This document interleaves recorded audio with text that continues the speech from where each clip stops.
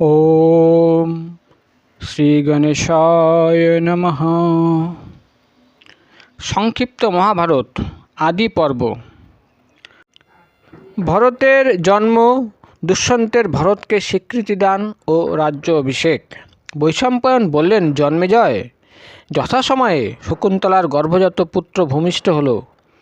সে পুত্র অত্যন্ত সুন্দর এবং শিশুকাল থেকে অত্যন্ত বলিষ্ঠ ছিল।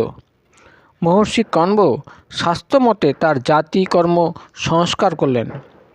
সেই শিশুর সুন্দর দাঁত এবং সিংহের ন্যায় বলিষ্ঠ কাঁধ, দুই হাতে চক্রচিহ্ন, ললাট উচ্চ ছিল। তাকে দেখে মনে হতো কোনো দেবপুত্র। 6 বৎসর বয়সেই সে সিংহ, বাঘ, শূকর, হাতিকে এনে আশ্রম বৃক্ষে বেঁধে রাখত। কখনো তাতে উঠে বসত, কখনো ধমক দিত, কখনো তাদের সঙ্গে খেলা করত। সমস্ত হিংস্র জন্তুকে দমন করত বলে আশ্রমবাসীরা তার নাম রাখলেন সর্বদমন। বালকের অত্যন্ত বিক্রম ছিল। সে ওজস্বী এবং বলবান ছিল। বালকের অলৌকিক কর্মকাণ্ড দেখে মহর্ষি কণ্ব শকুন্তলাকে বললেন, এখন সে যুবরাজ হওয়ার যোগ্য হয়েছে। তিনি তখন তার শিষ্যদের নির্দেশ দিলেন শকুন্তলাকে পুত্রসহ তার পতিগৃহে রেখে আসার জন্য। কেননা কন্যার বেশিদিন পিতৃগৃহে অবস্থান করা কীর্তি, চরিত্র ও ধর্মের ঘাতক হয়। আদেশ অনুসারে শিষ্যগণ শকুন্তলা ও সর্বদমনকে নিয়ে হস্তিনাপুর রওনা হলেন। পরিচয় আদান প্রদানের পর শকুন্তলা রাজসভায় গেলেন। কণ্ব ঋষির শিষ্যরা আশ্রমে ফিরে গেলেন। শকুন্তলা সসম্মানে রাজাকে জানালেন, রাজন, এই বালক আপনার পুত্র। আপনি এখন একে যুবরাজ পদে অভিষিক্ত করতে পারেন। এই দেবতুল্য কুমারের সম্পর্কে আপনি আপনার প্রতিজ্ঞা পূর্ণ করুন। শকুন্তলার কথা শুনে দুষ্যন্ত বললেন, ওরে দুষ্ট নারী, তুমি কার স্ত্রী? আমার তো কিছু মনে পড়ছে না। তোমার সঙ্গে আমার ধর্ম, অর্থ বা কাম কোনো কিছুরই সম্পর্ক নেই। তোমার যেখানে খুশি চলে যাও। দুষ্যন্তের কথা শুনে তপস্বিনী শকুন্তলা স্তম্ভের ন্যায় নিশ্চলভাবে দাঁড়িয়ে রইলেন। তার চোখ মুখ লজ্জায় দুঃখে লাল হয়ে গেল, ঠোঁট কাঁপতে লাগল। তিনি নিশ্চুপ হয়ে দুষ্যন্তের দিকে কিছুক্ষণ তাকিয়ে রইলেন। তারপর দুঃখ ও ক্রোধ মিশ্রিত কণ্ঠে বললেন, মহারাজ, আপনি সব জেনে শুনেও কেন এমন করছেন তা আমি জানি না।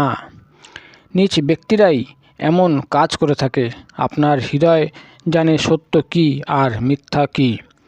আপনি আপনার আত্মার অবমাননা করবেন না। আপনি আপনার হৃদয়ে হাত রেখে দেখুন, সত্য কথা হৃদয়ই জানিয়ে দিবে।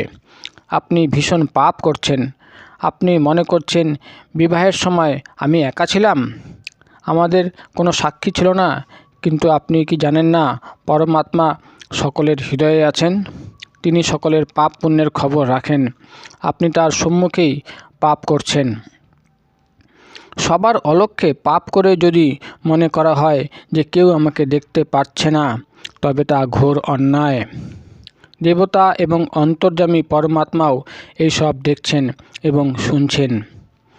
সূর্য, চন্দ্র, বায়ু, অগ্নি, অন্তরিক্ষ, পৃথিবী, জল, হৃদয়, যমরাজ, দিন, রাত, সন্ধ্যা, ধর্ম, এরা সব মানুষের শুভ অশুভ কর্মগুলি জানেন।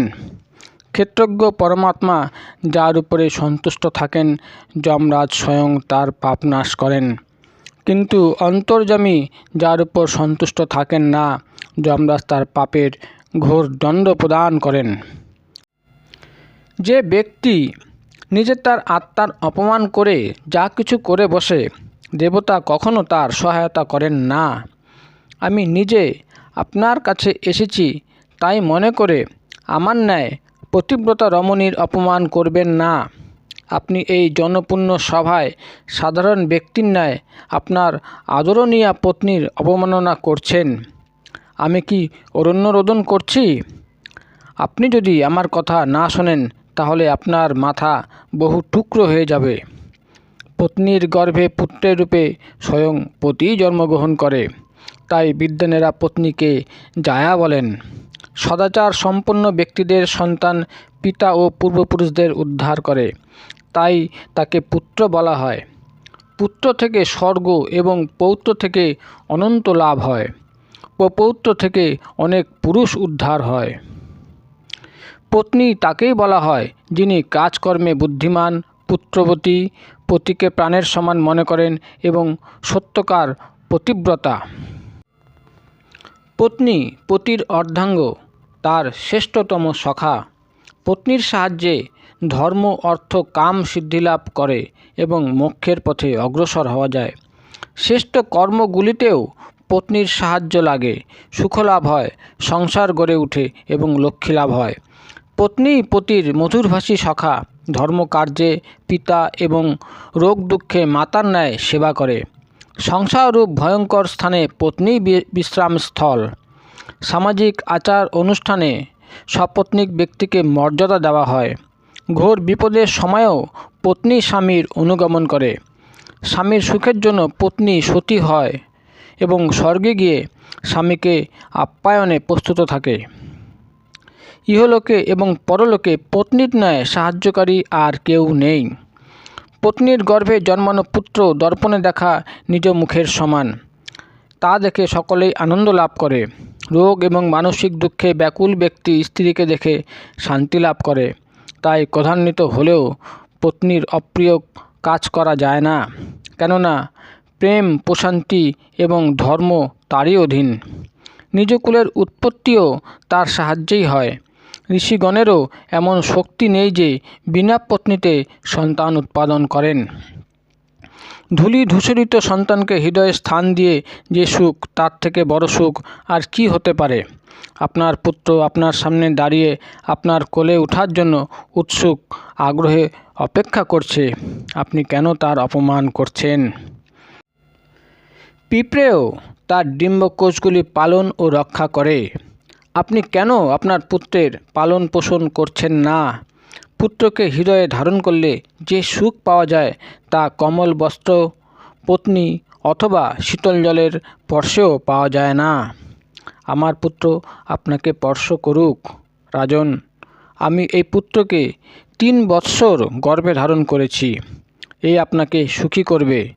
এর জন্মের সময় আকাশবাণী হয়েছিল যে এই বালক শত অশ্বমেধ যজ্ঞ করবে। জাতকর্মের সময় যে বেদমন্ত্র উচ্চারিত হয় তা আপনি জানেন। পিতা পুত্রকে অভিমন্ত্রিত করে বলেন, তুমি আমার সর্বাঙ্গ দ্বারা উৎপাদিত পুত্র, তুমি আমার হৃদয়নিধি, আমারই নাম। পুত্র, তুমি 100 বৎসর জীবিত থাকো। আমার জীবন এবং পরবর্তী বংশ পরম্পরা তোমার অধীন হোক। তুমি সুখী থাকো ও শতজীবী হও। এই বালক আপনার অঙ্গ থেকে, আপনার হৃদয় থেকেই উৎপন্ন হয়েছে। আপনি কেন এর মধ্যে আপনারই মূর্তি দেখতে পাচ্ছেন না? আমি মেনকার কন্যা। আমি নিশ্চয়ই পূর্বজন্মে কোনো পাপ করেছিলাম, যার জন্য শিশুকালেই আমি মায়ের দ্বারা পরিত্যক্তা হই। এখন আপনিও আমাকে গ্রহণ করছেন না। বেশ, এই যদি আপনার মনের ইচ্ছা, তাহলে আপনি আমাকে ত্যাগ করুন। আমি আমার আশ্রমে চলে যাব। কিন্তু এই বালক আপনার পুত্র, একে আপনি পরিত্যাগ করবেন না। দুষ্যন্ত বললেন, শকুন্তলে, আমার মনে নেই আমি তোমার গর্ভে সন্তান উৎপাদন করেছিলাম কি না। নারীরা প্রায়শই মিথ্যা কথা বলে থাকে। তোমার কথায় কে বিশ্বাস করবে? তোমার কোনো কথাই বিশ্বাসযোগ্য নয়। কোথায় মহর্ষি বিশ্বামিত্র, কোথায় অপ্সরা মেনকা, আর কোথায় তোমার মতো একজন সাধারণ নারী? যাও, এখান থেকে চলে যাও। কয়েক বৎসরে কি এমন শালগাছের মতো এমন সন্তান উৎপাদন হওয়া সম্ভব? যাও যাও, এখান থেকে চলে যাও। শকুন্তলা বললেন, কপটতা করবেন না। সত্য 1,000 অশ্বমেধ যজ্ঞ থেকেও শ্রেষ্ঠ। সমস্ত বেদ পাঠ করলে অথবা সমস্ত তীর্থ দর্শন করলেও সত্যের সমকক্ষ হয় না। সত্যের থেকে কোনো ধর্ম বড় নেই। সত্যের থেকে কোনো কিছুই বড় নেই। মিথ্যার থেকে নিন্দনীয় আর কিছু নেই। সত্য স্বয়ং পরব্রহ্ম পরমাত্মা। সত্য সর্বশ্রেষ্ঠ প্রতিজ্ঞা। আপনি আপনার প্রতিজ্ঞা ভঙ্গ করবেন না। সত্য সর্বদা আপনার সঙ্গে থাকে। যদি মিথ্যার প্রতি আপনার এত ভালোবাসা এবং আমার কথা বিশ্বাস না করেন, তাহলে আমি নিজেই চলে যাব। মিথ্যার সঙ্গে আমি বাস করতে চাই না। রাজন, আমি বলে দিলাম, আপনি এই বালককে গ্রহণ করুন বা না করুন। আমার এই পুত্রই সমস্ত পৃথিবী শাসন করবে। এই কথা বলে শকুন্তলা সেখান থেকে চলে গেলেন। সেই সময় ঋত্বিক, পুরোহিত, আচার্য ও পুরোহিতের সঙ্গে উপবিষ্ট দুষ্যন্তকে সম্বোধন করে আকাশবাণী ঘোষণা করল, মাতা কেবল হাপর অর্থাৎ সহযোগকারী সমান হয়ে থাকে। পুত্র পিতারই হয়, কারণ পিতাই পুত্ররূপে জন্ম নেয়। তুমি পুত্রের পালন পোষণ করো, শকুন্তলাকে অপমান করো না। নিজ ঔরসজাত পুত্র যমরাজের কাছ থেকে পিতাকে ছিনিয়ে আনে। তুমি সত্যই এই বালকের গর্ভধারণ করেছ। শকুন্তলার কথা সর্বতোভাবে সত্য। আমার নির্দেশ মেনে তুমি এই বালকের তুমি ভরণ পোষণ করো। তোমার দ্বারা ভরণ পোষণের ফলে এর নাম হবে ভরত। আকাশবাণী শুনে দুষ্যন্ত আনন্দিত হলেন।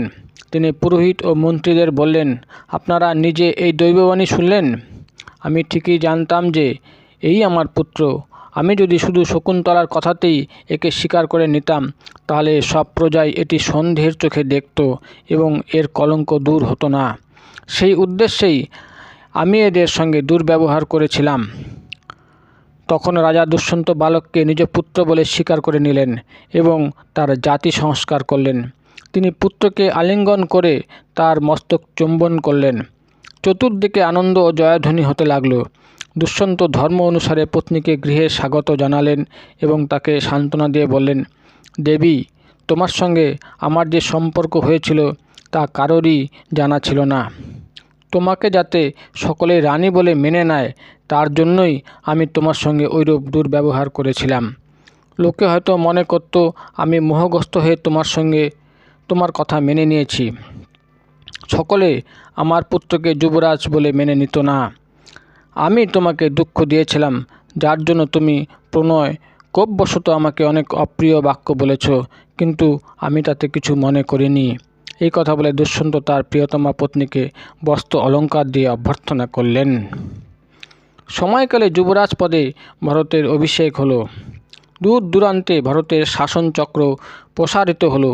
তিনি বহু রাজ্য জয় করলেন এবং সাধু সম্মত ধর্ম পালন করে মহাযশ লাভ করলেন। তিনি সমস্ত পৃথিবীর রাজ চক্রবর্তী সম্রাট ছিলেন। ভরত ইন্দ্রের মতো অনেক যজ্ঞ করেছিলেন। মহর্ষি কণ্ব ভরতকে দিয়ে অশ্বমেধ যজ্ঞ করিয়েছিলেন। সেই যজ্ঞে ভরত সকল ব্রাহ্মণকে দক্ষিণা দিয়েছিলেন। উপরন্তু মহর্ষি কণ্বকেও সহস্র পদ্মমুদ্রা দান করেছিলেন। ভরতের থেকেই এই দেশের নাম হয়েছে ভারত। ভারত এই ভারত বংশের প্রবর্তক। তার বংশে বহু ব্রহ্মচারী রাজর্ষি জন্মেছিলেন। আমি তাদের প্রধান কয়েকজনের সত্যনিষ্ঠ শীলবান রাজার কথা বর্ণনা করছি। প্রজাপতি দক্ষ থেকে যযাতি পর্যন্ত বংশ বর্ণনা।